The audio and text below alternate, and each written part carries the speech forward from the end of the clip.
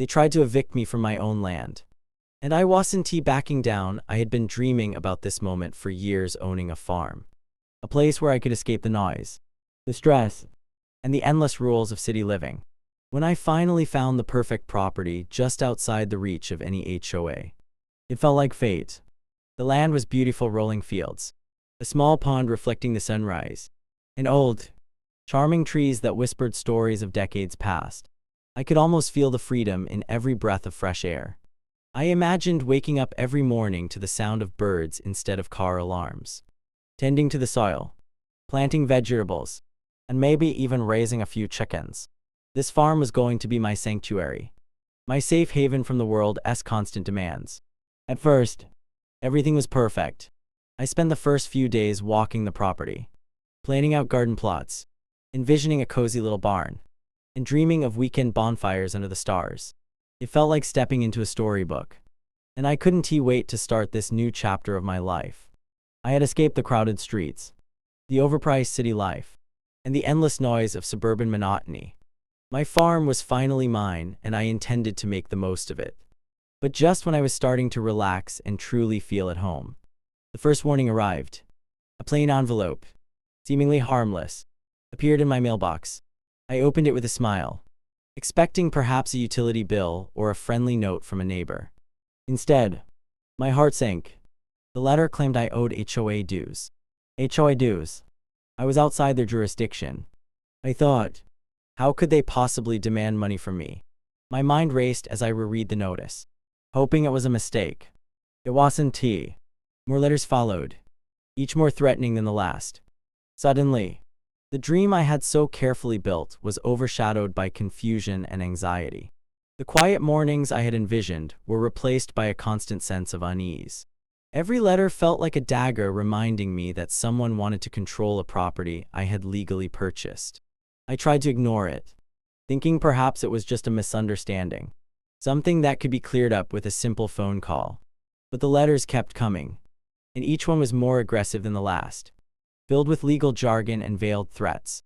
The peaceful farm that had once seemed like a sanctuary now felt like a battlefield. And I realized that my dream of freedom might not be as simple as planting crops and raising chickens. There were rules and people determined to impose control even when they had no right. It was in that moment, staring at those letters, that I understood this was no longer just about owning land. It was about standing up for myself, protecting what was mine, and not letting anyone, especially an overreaching HOA, intimidate me. My farm was more than a property. It was a symbol of freedom, independence, and the life I had fought to create. And I wasn't going to let anyone take that away. The first real shock came a few weeks after those initial letters started arriving. I was sipping my morning coffee, watching the sun glint off the pond, when the mailman handed me a thick, certified envelope. My heart skipped a beat. Something about the weight and the official seal immediately made me tense. I opened it carefully, hoping for a routine notice or perhaps an error I could correct. What I found instead made my blood run cold. The letter was from the HOA, and it didn't just demand payment, it carried a threat I could never have anticipated. If I didn't pay the dues they claimed I owed immediately, I could face eviction. Eviction from my own land, my own farm, which I had legally purchased outside their jurisdiction. I reread the letter over and over, trying to make sense of it. Surely there had to be a mistake. I had done my research before buying the property. It was well outside any HOA boundaries. I had explicitly chosen it to avoid exactly this kind of bureaucracy, control, and intrusion. Yet here it was in black and white. Failure to comply may result in immediate legal action, including eviction proceedings. The words blurred as anger and disbelief collided. Who gave them the authority to dictate what I could do with my property? How could anyone believe that sending threats would intimidate me into submission? The situation escalated quickly after that. More letters came, each one more aggressive than the last, demanding not just payment, but adherence to a slew of rules I had never agreed to follow. They claimed I was subject to HOA regulations, citing obscure clauses and property covenants I had never signed. I spent hours on the phone, trying to reason with them, but the responses were always the same: cold, clipped, and smug. The HOA manager seemed to enjoy the intimidation, as if my fear was their entertainment. It wasn't just about money anymore. It was about control, power, and testing boundaries.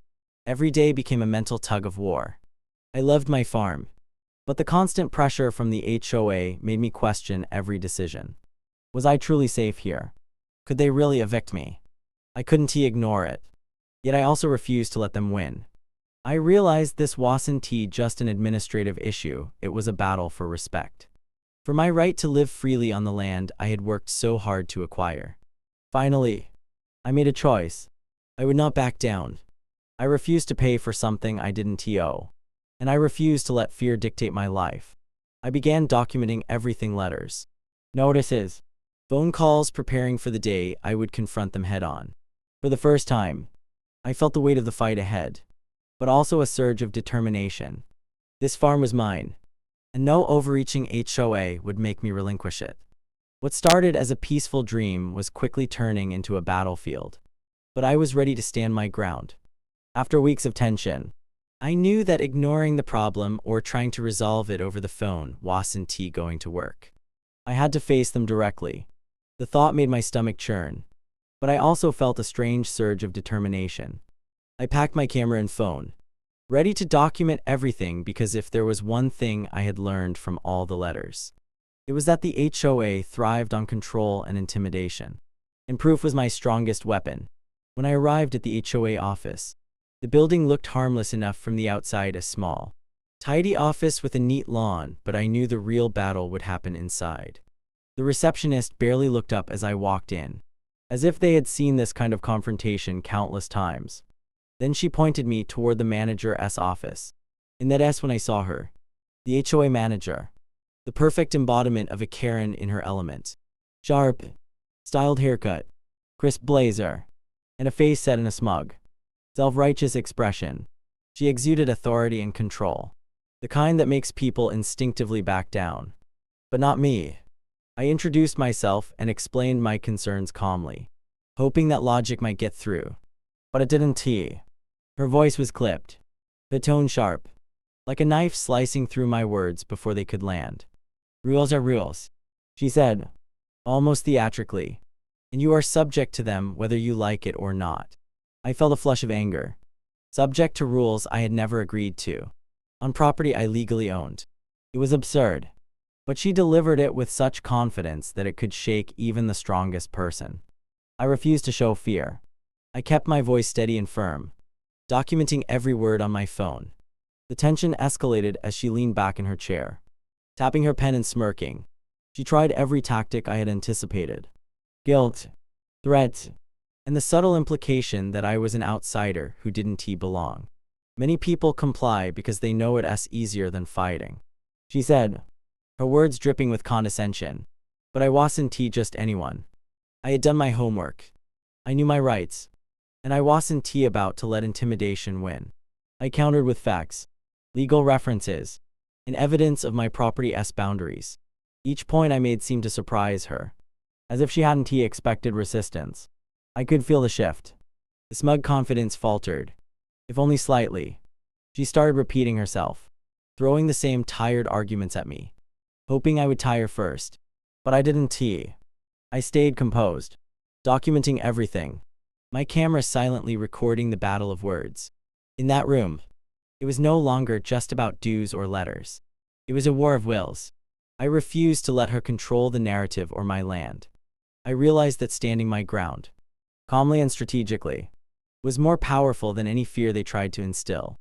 By the time I left, I felt a strange mix of exhaustion and empowerment. The confrontation had been intense, emotionally draining, and completely surreal, but I had done it. I had faced the HOA Karen directly and refused to be intimidated. And deep down, I knew that this was only the beginning of the fight. But I also knew I had taken the first, most important step, claiming my space and asserting my rights.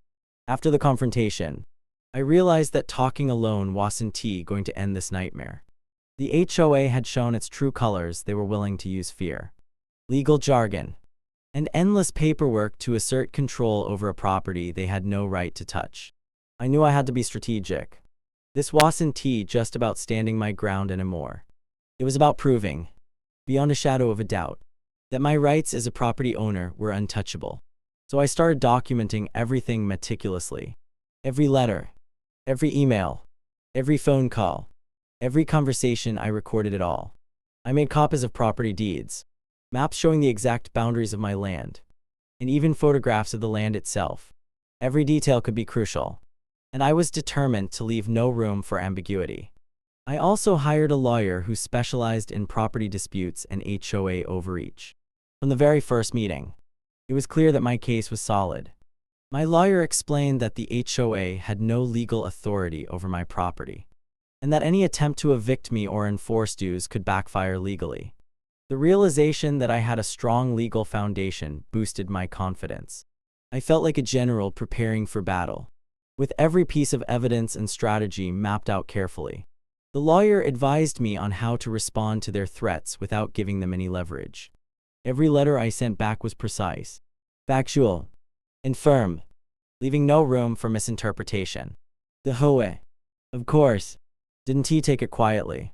Their letters became more aggressive, the tone sharper, almost desperate. They tried to intimidate me with claims of fines, penalties, and even threats of legal action. But I was ready. I had anticipated their tactics, and I countered each one with evidence and legal references. I even documented their intimidation attempts recordings, photographs of notices pinned to my property, and detailed logs of phone calls. With every move they made, I stayed 2 steps ahead, calmly turning their aggression into proof of their overreach.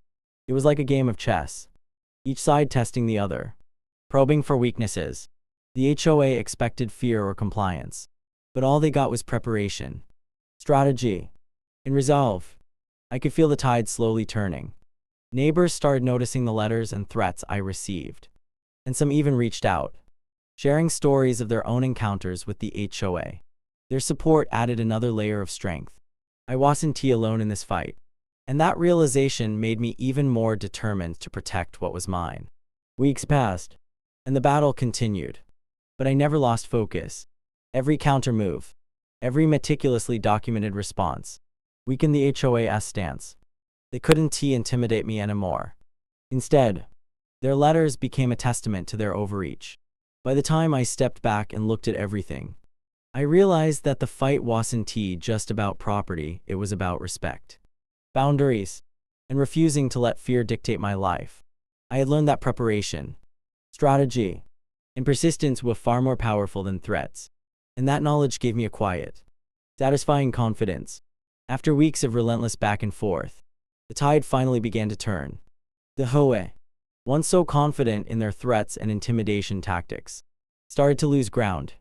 I could sense it in the tone of their letters, the hesitancy in their emails, and even the subtle changes in the way they answered phone calls. They had expected fear, compliance, or at least confusion, but none of that ever came. Instead, they faced someone who was prepared, informed, and unyielding. Slowly, methodically, I had turned their own aggression against them, using evidence, documentation, and a firm understanding of my rights to dismantle their power. The moment of victory was quiet but profound. One morning, I received a letter from the HOA that felt strangely anticlimactic. It wasn't a threat, nor did it demand anything from me. Instead, it simply acknowledged that no further action would be taken. My farm, the land I had dreamed about for years, was truly mine, free from overreach, free from intimidation, and free to flourish exactly as I intended. That letter, plain and official as it was, carried a weight far greater than any legal victory. It was a symbol of respect, recognition, and the triumph of standing firm when it mattered most. Walking across the fields that afternoon, I felt a deep sense of peace that had been absent for weeks. The mornings returned to their quiet, soothing rhythm. Birds chirped as the sun rose. The pond reflected the soft glow of dawn, and the wind whispered through the trees just as it had when I first bought the farm. But this time, the peace felt earned. Every breath of fresh air, every blade of grass under my feet, carried the satisfaction of having reclaimed not just a property, but my sense of control, autonomy, and dignity. The experience also taught me valuable lessons about boundaries and respect. Some people or organizations will try to assert control simply because they can, hoping to intimidate others into submission. But fear is not power. Knowledge, preparation, and courage are. By standing my ground, documenting everything, and using the law to protect myself, I had demonstrated that no overreaching authority could dictate the terms of my life. It was a victory not just for me, but for anyone who has ever faced unnecessary threats or coercion. Most importantly, this fight reminded me that freedom is never free. It requires vigilance, determination, and sometimes confrontation. Owning a farm isn't just about open fields or the smell of fresh earth. It's about being able to live on your own terms, without fear, and without someone else trying to control your every move. And now, as I sit on the porch, watching the sun dip below the horizon, I know that I have earned that freedom. I have reclaimed my space, my dreams, and my peace, and nothing, not even an overbearing HOA, can take that away from me. If you want more wild HOA stories like this, hit that subscribe button and join the squad.